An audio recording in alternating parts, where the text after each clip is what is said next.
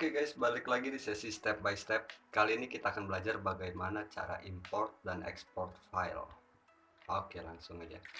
Kita siapin file untuk kita belajar.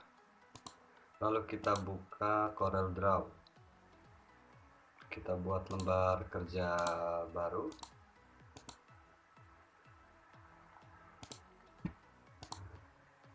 Cara pertama untuk import file yaitu kita bisa menggunakan taskbar yang ada di sini atau Ctrl I.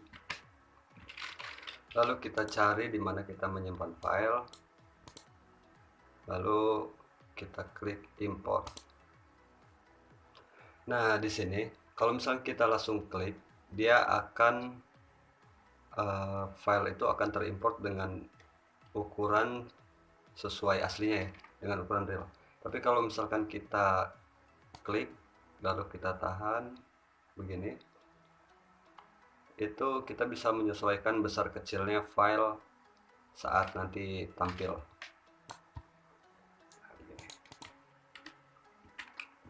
Berikutnya bisa kita drag filenya langsung ke Corel, tapi lagi-lagi saya sarankan kalau bisa jangan seperti ini.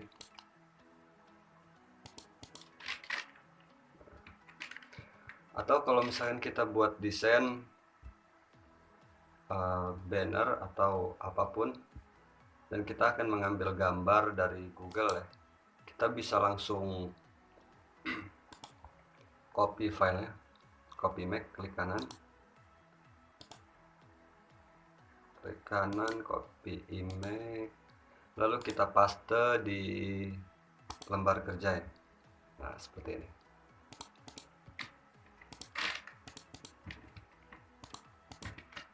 Begitu juga dari folder ini bisa kita copy lalu kita paste. Menurut saya cara ini yang paling aman. Nah, lalu untuk export file,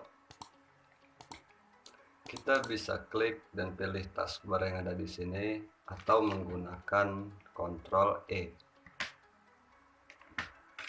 Di sini kita bisa pilih ekstensinya apa yang kita butuhkan, atau bisa PDF, JPEG, TIFF.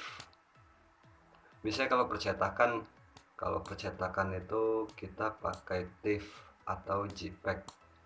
Kalau kalian buat desain untuk dicetak, simpan aja pakai ekstensi JPEG. Di sini kita ketik nama, kita pilih tempat kita akan ekspor. Lalu di sini ada selected only. Selected only ini gunanya untuk mengekspor file yang kita seleksi. Lalu setelah itu bisa kita ekspor. Nah, karena ini kebutuhan untuk cetak, kita menggunakan color mode CMYK. Kalau kita buat untuk wallpaper atau status tampilan gambar digital, kita pakai RGB. Nah, di sini karena ukurannya itu di bawah 1 meter, resolusi yang kita pakai 300, atau bisa kita tambahkan jadi 500 atau 1000 agar lebih tajam. Lalu kita oke. Gue bakal jelasin tentang selected only.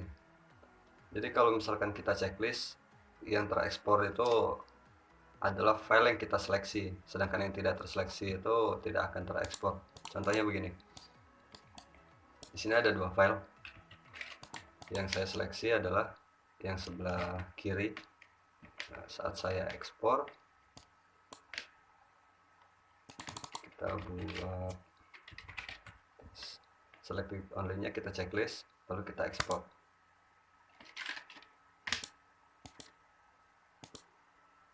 Oke, 72 aja biar nggak lemot.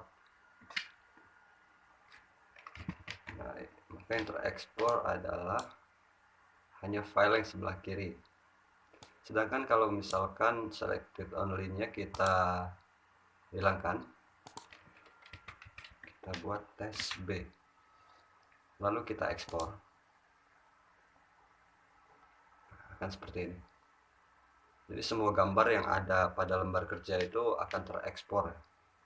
Jadi jangan sampai kalian salah saat mengekspor ini, karena ada beberapa konsumen itu membawa file JPEG saat ingin cetak, tapi file itu kegabung-gabung, jadi file yang nggak dibutuhin juga jadi ikut-ikutan ke ekspor.